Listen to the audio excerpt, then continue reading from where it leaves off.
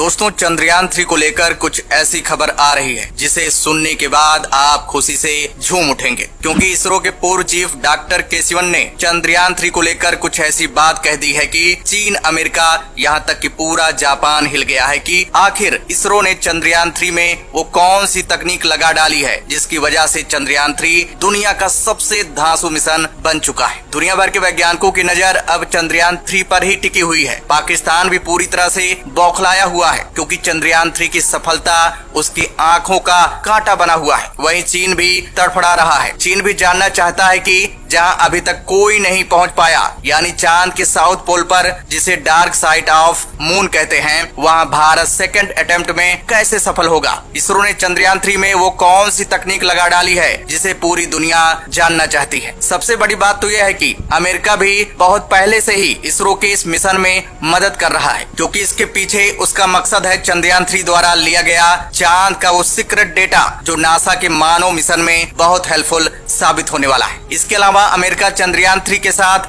अपना एक उपकरण भी भेज रहा है, और तो और जापान भी भारत के इस मिशन में मदद करने के लिए अपना हाथ आगे बढ़ाया है, क्योंकि जापान को रियलाइज हो गया है कि चंद्रयान 3 इतिहास रचेगा। अगर डेटा चाहिए तो इस मिशन में कूदना पड़ेगा। लेकिन दोस्तों, इसी बीच पूरी दुनिया जानना चाहती है कौन है असली जादूगर साइंटिस्ट जिसने चंद्रमा के डार्क साइड पर पहुंचने वाली सबसे एडवांस तकनीक को इजाद किया है। वो कौन शख्स है जिसकी वजह से चंद्रयान इस लेवल तक पहुंच चुका है। चंद्रयान 3 का आर्किटेक्ट कौन है जिसने चंद्रयान 2 के विफल होने के वक्त ही कसम खा ली थी कि अपने द्वारा बनाए गए रोवर को डार्क साइड पर उतार कर ही दम लेंगे, उसके लिए चाहे जो करना पड़े। और उसी वैज्ञानिक के दिमाग की उपज है चंद्रयान 3। दोस्तों, यहाँ डॉक्टर के सिवन और डॉक्टर एस सोमनाथ की बात नहीं कर रहे हैं। इस वैज्ञानिक के बारे में आप सुनेंगे तो आप गर्व करेंगे। दोस्तों, आगे जानेंगे वीडियो में, उससे पहले जान लेते हैं कि डॉक्टर के सिवन ने चंद्रयान 3 को लेकर ऐसा क्या कह दिया है कि जिसे पूरी दुनिया बड़े ध्यान से सुन रही है। दोस्तों, इसरो अचानक अपना फैसला बदलते हुए चंद्रयान 3 की लॉन्चिंग की डेट 13 जुलाई से बढ़ाकर 14 जुलाई को ठान लिया है। अब चंद्रयान 3 14 जुलाई को 2:35 पर श्रीहरिकोटा स्थित सतीश धवन स्पेस सेंटर से लॉन्च किया जाएगा। इसे भारत के सबसे भारी भरकम रॉकेट LBM-3M4 से लॉन्च किया जाएगा। चंद्रयान 3 23 या 24 अगस्त को चंद्रमा की सतह पर सॉफ्ट लैंडिंग की कोशिश करेगा। दोस्तों, इसरो चंद्रयान 3 को 100% सफल बनाने के लिए जी जान से जुटा हुआ है। इसरो के वैज्ञानिक रात दिन मेहनत कर रहे हैं, यहाँ तक कि अपनी नींद हराम कर दिए हैं। चंद्रयान 3 पर काम 4 साल से चल रहा है, किसी को पता तक नहीं चला। इस मिशन का पूरा बजट 651 करोड़ रुपए का है। अगर चंद्रयान 3 का लैंडर चांद पर उतरने में सफल होता है तो भारत ऐसा करने वाला चौथा देश बन जाएगा। इससे पहले अमेरिका, रूस और चीन चंद्रमा पर अपने स्पेसक्राफ्ट उतार चुके हैं, लेकिन भारत जिस जगह पर जा रहा है, यानी साउथ पोल पर जा रहा है, वहाँ अभी तक कोई देश नहीं पहुँच पाया है। इसलिए इस मामले में भारत नंबर 1 बनने वाला है। इसलिए चीन और पाकिस्तान पूरी तरह से बौखलाया हुआ है। और आपको बता दें, इस मिशन में भारत चांद की धरती पर एक लैंडर उतारेगा। इस लैंडर में एक रोवर भी है जो चंद्रमा की धरती पर घूमेगा और वहाँ कुछ प्रयोग करेगा। लैंडर चांद पर एक लूनर दिन तक रहेगा। एक लूनर दिन धरती के 14 दिन के बराबर होता है। चंद्रयान 3 के लैंडर की चांद की सतह पर लैंडिंग के लिए जरूरी है कि वहाँ सूरज निकला हो। लैंडर के लिए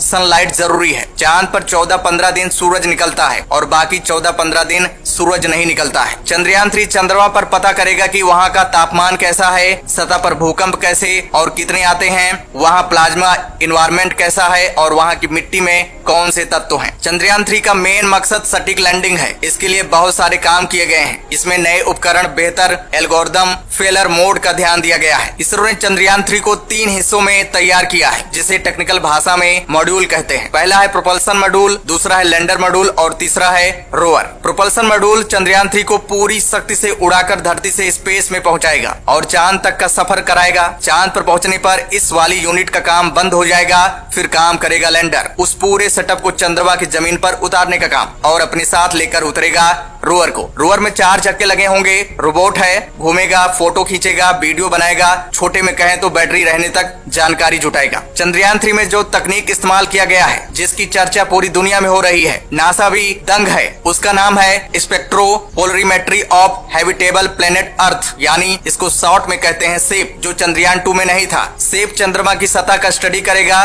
साथ ही साथ लैंडिंग सुरक्षित जगह की पहचान करेगा। सबसे बड़ी बात तो यह है कि इसरो का लैंडर के साथ संपर्क भी भी नहीं टूटने देगा। चंद्रयान 3 में एक काम और किया गया है। दरअसल अगर एक सिस्टम फेल हो जाता है तो डेटा दूसरे सिस्टम से लिया जाएगा। डिप्रेशन लेवल को बढ़ाया गया है। हाई लैंडिंग वेलोसिटी का सामना करने के लिए लैंडर की लेग बेहद ही मजबूत बनाया गया है, क्योंकि खुदा न खास्ता अगर हार्ड लैंडिंग भी होती है तो लैंडर सही सलामत चांद पर उतर जाएगा। इसरो ने चंद्रयान 3 के लैंडिंग के लिए तय जगह का दायरा 4 किलोमीटर इंटू 2.5 किलोमीटर रखा है, यानी साउथ पोल पर एक टारगेट पॉइंट रखा गया है। और तो और अगर लैंडर को तय जगह पर उतरने में दिक्कत होती है तो लैंडर को उसके पास कहीं भी उतारा जा सकता है। इसके फ्यूल और कैपेसिटी पर भी ध्यान दिया गया है। यही वजह है कि चंद्रयान 3 की 100% लैंडिंग बताई जा रही है। दोस्तों अब जान लेते हैं कि उस जादूगर वैज्ञानिक के बारे में जिसने 4 साल की कड़ी मेहनत के बाद चंद्रयान 3 को डिजाइन किया है। दरअसल मिशन चंद्रयान 3 को हकीकत में बदलने वाले जादूगर इसरो के वैज्ञानिक पी वीर मिथुवेल हैं। उन्होंने ही चंद्रयान 3 के मिशन को सफलता में बदला।